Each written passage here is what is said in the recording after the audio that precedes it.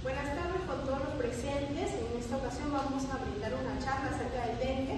Esta charla va a ser brindada por alumnos de la Facultad de Medicina Humana Daniel Alcides Carrión, a cargo del docente Jiménez Aparcana José, y los integrantes van a ser de exposición, van a ser Bautista López Imanol, Calderón Jauregui y Angie, quien les habla, Campana Quispe María Fernanda y Carnales Romaní César Alonso. Vamos a tener que el dengue es una enfermedad viral infecciosa de logia viral, que esta va a ser transmitida por el mosquito Aedes aegypti, siendo una de las principales enfermedades virales a nivel mundial. Esta se va a remontar al siglo I a.C., que va a ser reportado en manuscritos en lo que vendría a ser una antigua enciclopedia de medicina china, y no fue descrito hasta 1943, cuando Genki Mura y su Sujata aislaron por primera vez este agente. Y bueno, su etiología o su manera de cómo se va a transmitir el dengue, quién lo va a transmitir, esta va a ser transmitida por mosquitos Aedes aegypti, que se van a encontrar en criaderos de agua acumulada, que pueden estar en recipientes o en objetos que ya tienen desuso. Para en este caso tener en cuenta, hay 4 serotipos, que en este caso va a ser el DEP1, el DEP2, DEP3 y DEP4, que estos van a estar relacionados con el género Flavivirus de la familia Flaviviridae.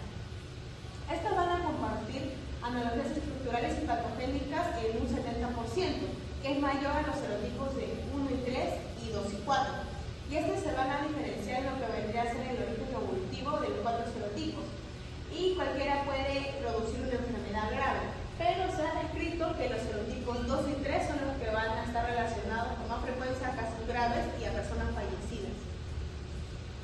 Ahora vamos a tener el caso sospechoso. Esta va a ser una persona que va a presentar fiebre de menos de 7 días, pero no va a tener algún otro síntoma o un foco aparente.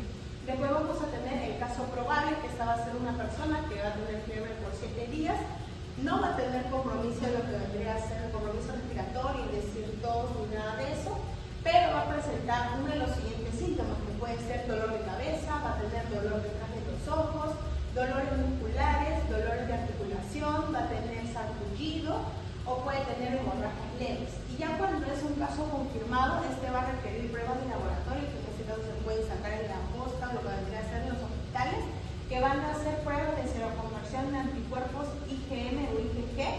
También se puede aislar el virus o puede sacarse también un PCR.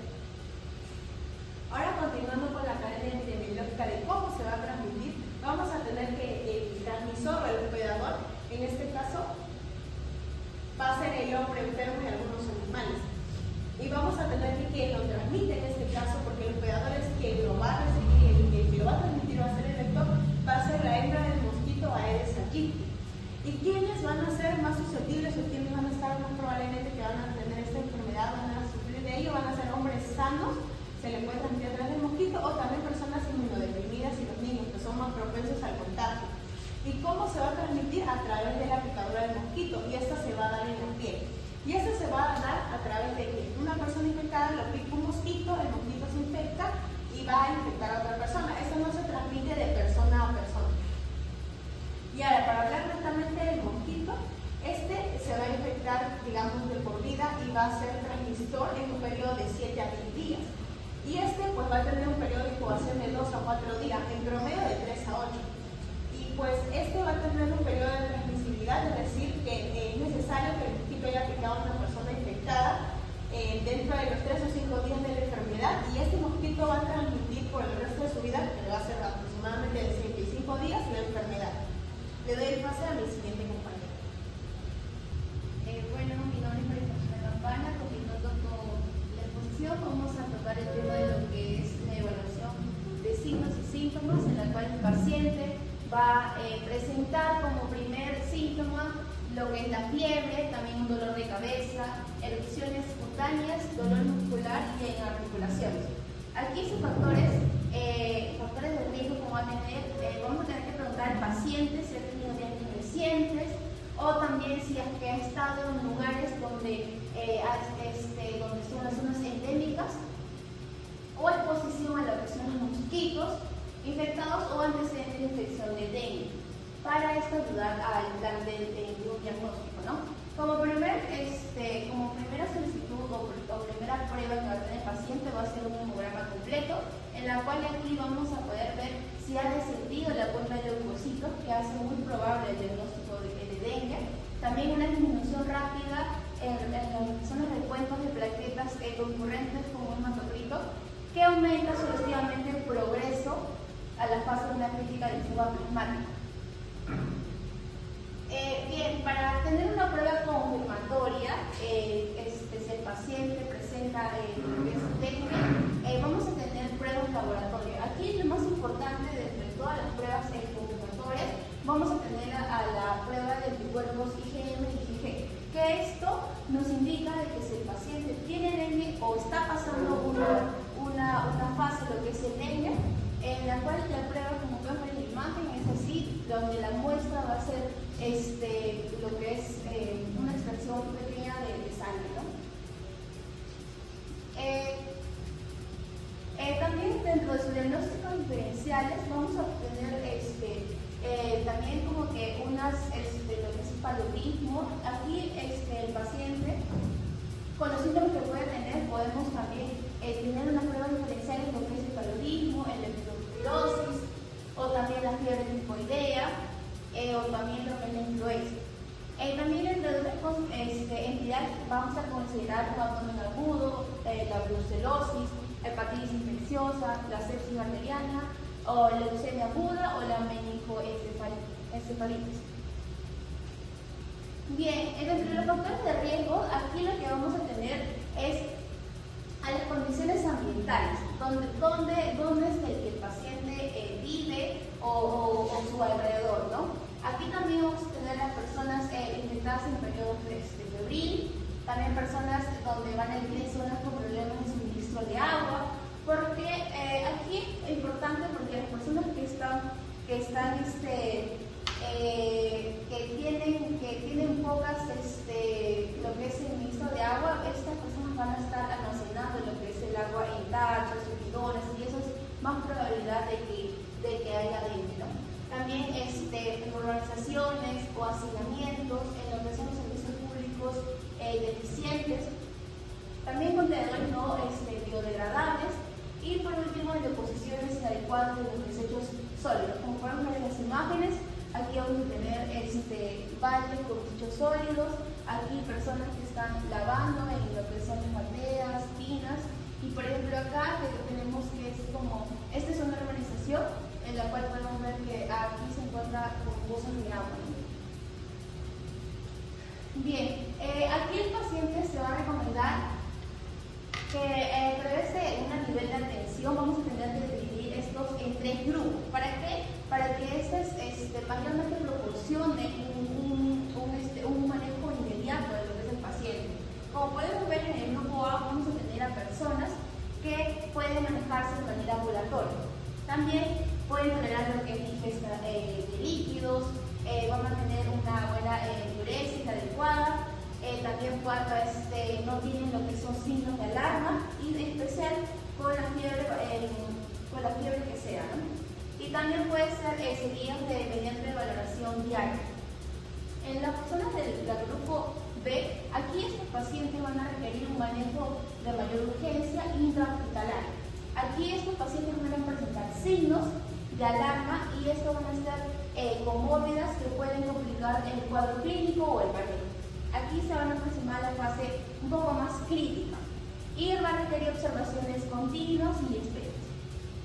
Por último, el grupo C, vamos a tener acá los pacientes que van a estar mucho más delicados, más que vamos a tener un manejo urgente en la primera unidad o de primer contacto, y estos se van a encontrar en los pacientes de fase crítica, ya que va a presentar una fuga plasmática con choque o insuficiencia respiratoria. Aquí el paciente puede presentar también lo que es hemorragia o daño orgánico grave.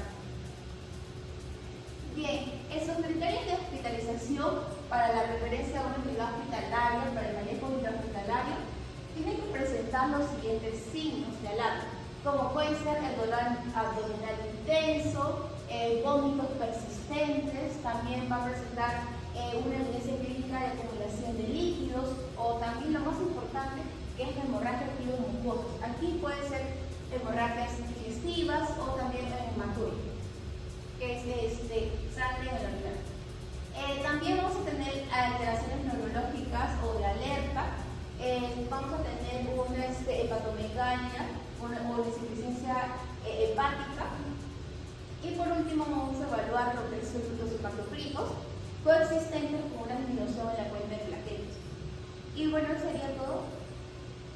Bueno, continuando con la exposición, yo soy el ponente César Alonso Canales Momaní y voy a continuar hablándoles sobre los grupos tras los que ha mencionado mi compañera, los diferentes criterios que van a permitir hospitalizar al paciente. Entonces vamos a tener 3 grupos de pacientes, los cuales van a tener diferentes tipos de atención, porque los pacientes pueden llegar con un riesgo mayor, pueden llegar con una evolución clínica diferente en cada grupo. Tenemos primero el grupo A, los cuales van a requerir de reposo en cama, hidratación, debe tener un control térmico necesariamente y se puede administrar algún tipo de medicamento intramuscular para poder manejar tanto la fiebre, el dolor que presenta el paciente y también pues, los antiinflamatorios.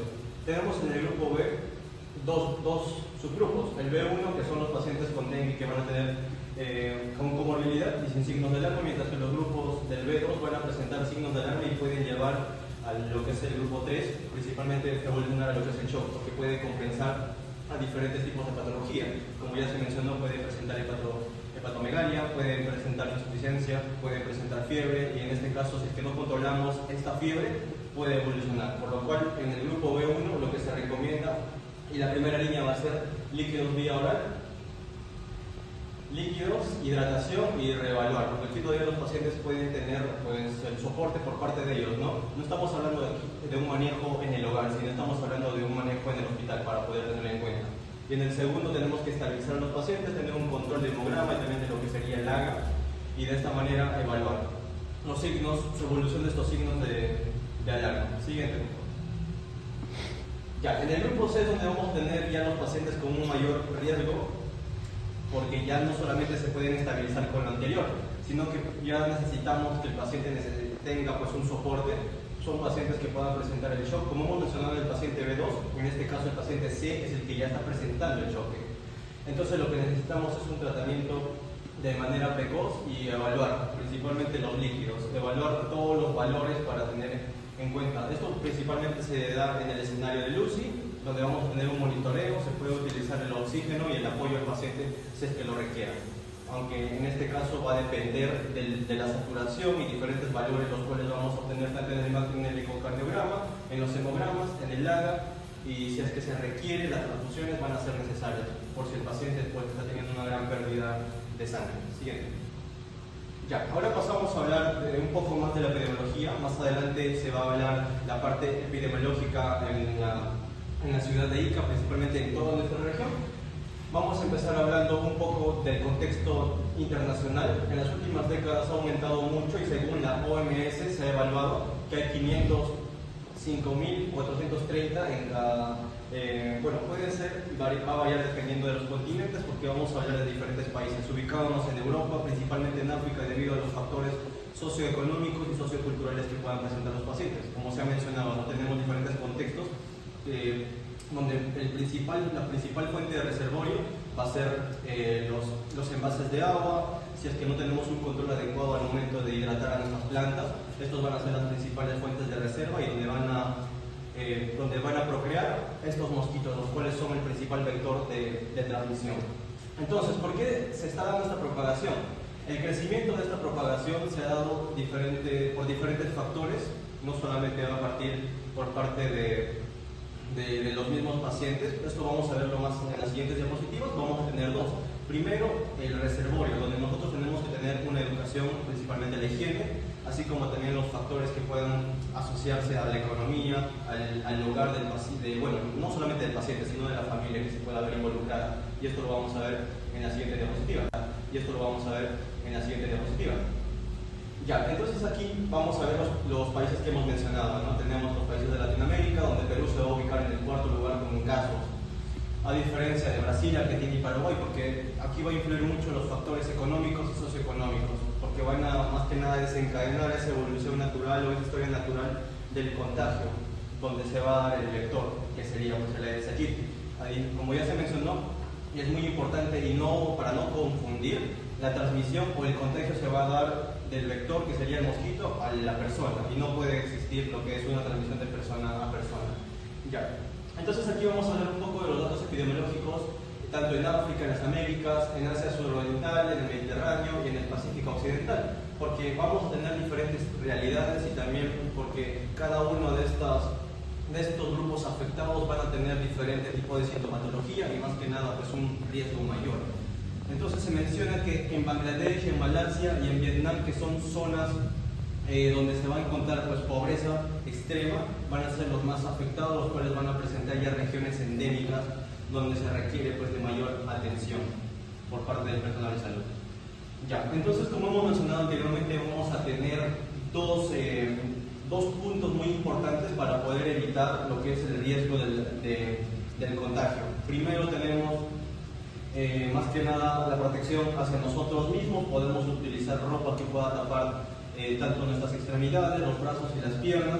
Podemos utilizar los mosquiteros al momento de dormir, ya que al momento de dormir son esos tiempos o ese momento en el que los mosquitos van a estar más cerca a nosotros o nos van a buscar. Tercero, los mosquiteros en las ventanas, los repelentes, diferentes tipos de cremas también se pueden utilizar para poder evitar el contagio y más que nada que estos mosquitos puedan estar en nuestro medio o en nuestro ambiente, principalmente en nuestros cuartos, en nuestra casa. Y también se pueden utilizar diferentes tipos de técnicas que son ya un poco más tradicionales, como los vapores, utilizar la fumigación y otros, de acuerdo al tipo de contexto cultural en el cual nos encontremos. Siguiente. Y ya, tenemos la segunda, que sería la aparición de los criaderos. Ya hemos mencionado ya entonces el cuidado que podemos tener nosotros y en nuestro medio. Y ahora vamos a hablar cómo podemos prevenir, más que nada enfocándonos en los reservorios o en el lugar donde van a reproducirse estos mosquitos. Principalmente van a ser pues, los lugares donde va a haber una gran cantidad de agua, reservorios de agua principalmente.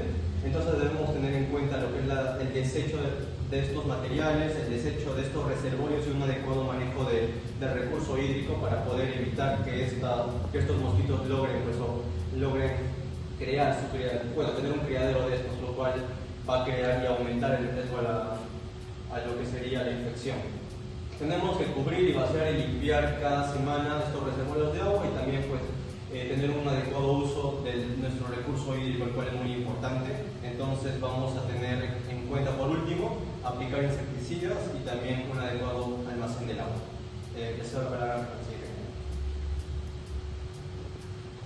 Ante todo, buenas tardes. Bueno, en la siguiente vamos a hablar ahora acerca de lo que vienen a ser datos epidemiológicos en la región de Ica. Me presento, mi nombre es Bautista López Manuel y estoy a cargo de este tema. Dentro de lo que viene a ser en la provincia de la región de Ica, vamos a ver que, bueno, antes de empezar con los casos probables y los casos confirmados, como ya se ha visto anteriormente, vamos a hablar acerca de los distritos que se van a encontrar y con la población en el 2024, ¿no? Como podemos ver, los distritos de Ica van a tener la mayor cantidad de población, seguido de Parcona y de La Tinguiña, ¿no? Y vamos a tener acá la distribución, en este caso del mapa, ¿no? En dónde van a estar ubicados. Y vamos a tener una población del 2024, una población total de 530.876 personas o pobladores en la provincia de Ica. Siguiente. Ya. Bueno, ahora vamos a ver el número de casos de dengue por provincias. Y como ya he mencionado anteriormente en las diapos anteriores acerca de los casos probables y casos confirmados. Vamos a hablar de casos probables cuando se tenga síntomas, ¿no?, que sean similares al dengue, pero que no se hayan corroborado con una prueba, ¿no? En este caso hay una prueba de laboratorio. Y los casos confirmados pues, van a tener la sintomatología y también van a tener en este caso ya confirmado con el laboratorio. Entonces vamos a ver que vamos a tener casos probables, ¿no?, en torno a las fechas. En este caso lo que más nos va a importar es en lo que viene a ser 2023, 2022 y 2024, ¿no? Entonces vamos a ver que para eso nos vamos a guiar que más o menos en los datos que nos vamos a tener o los casos que vamos a tener van a ser de color azul.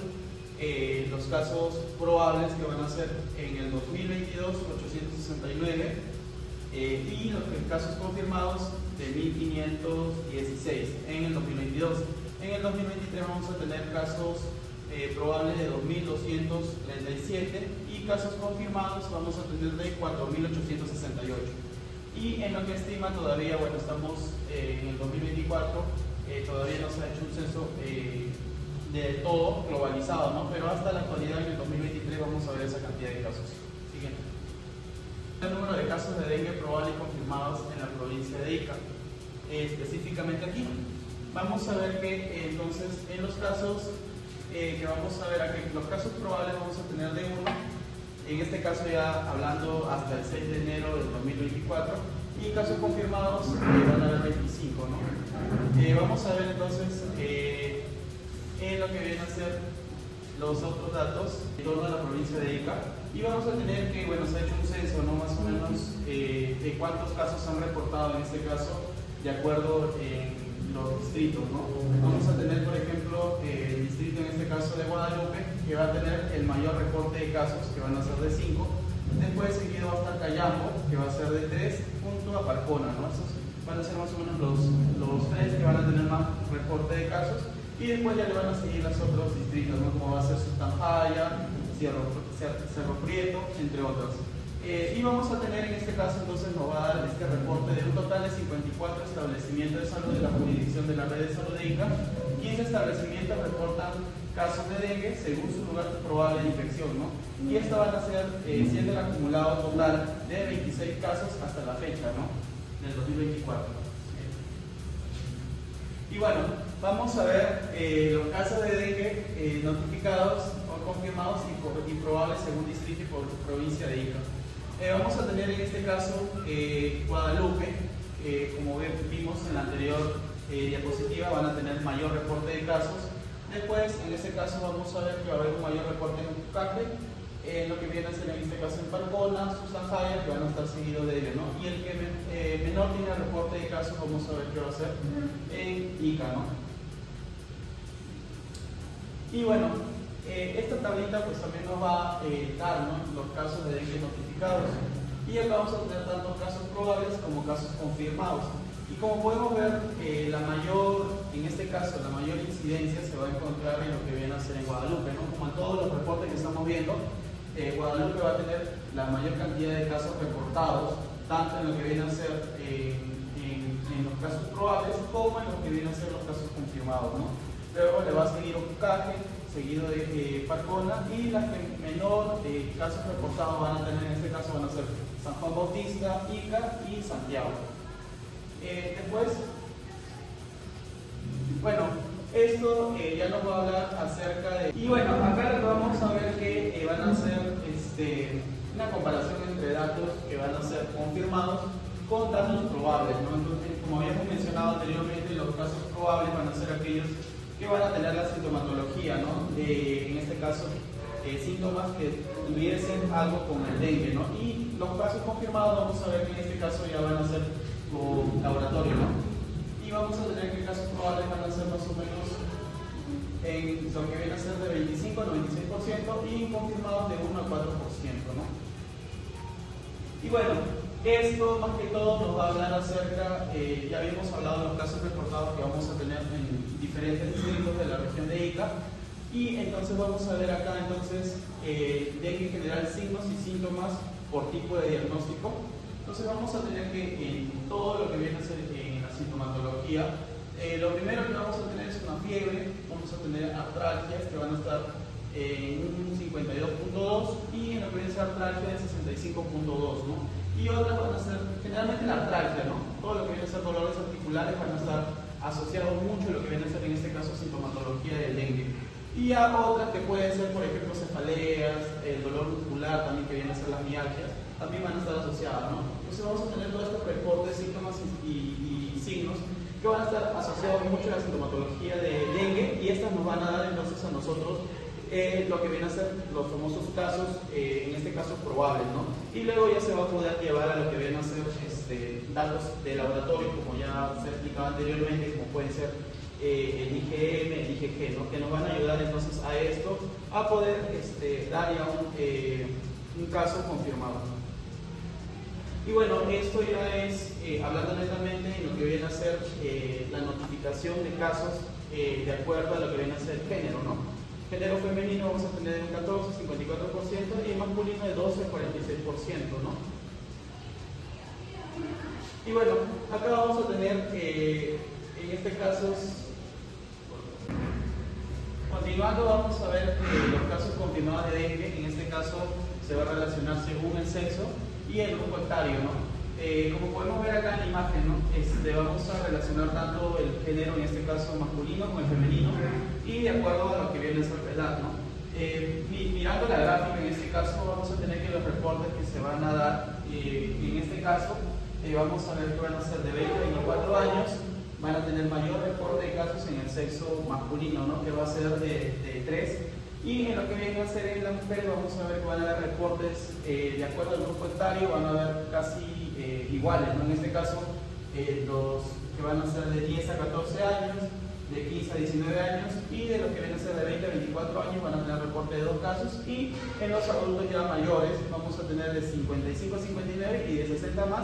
También en el sexo femenino van a tener dos casos reportados y en el otro 2 casos reportados, ¿no? A diferencia en el varón, como podemos ver, el grupo etario que más predomina con lo que vienen a ser los casos reportados de dengue van a estar en el grupo etario menor o inferior de lo que viene a ser 25 años, ¿no? Y después ya algunos que van a estar entre los 40 años y otros que ya van a ser de 50 a 59.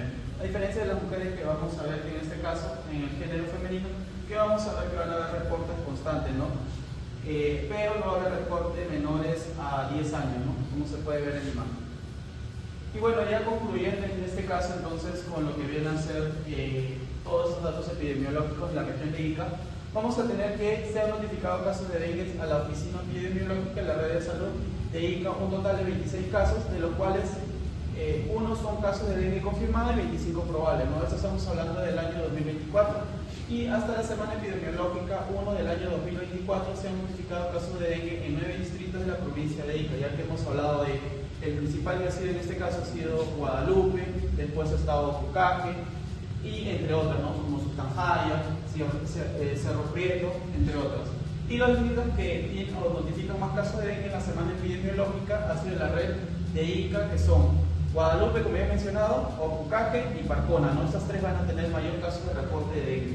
Y los establecimientos de salud que se han notificado más casos de dengue hasta la semana epidemiológica ha sido Guadalupe, Cayambo y Parcona, ¿no? Y por último, hasta la semana epidemiológica del 1 del año 2024, el grupo etario más afectado de los casos notificados de dengue en la red de salud han sido de 20 a 24 años, que habíamos visto tanto en el sexo masculino como en el sexo femenino, ¿no? Y esto sería todo, concluyendo con lo que viene a ser en este caso todos los reportes de casos de dengue y la charla que hemos dado de dengue. Gracias.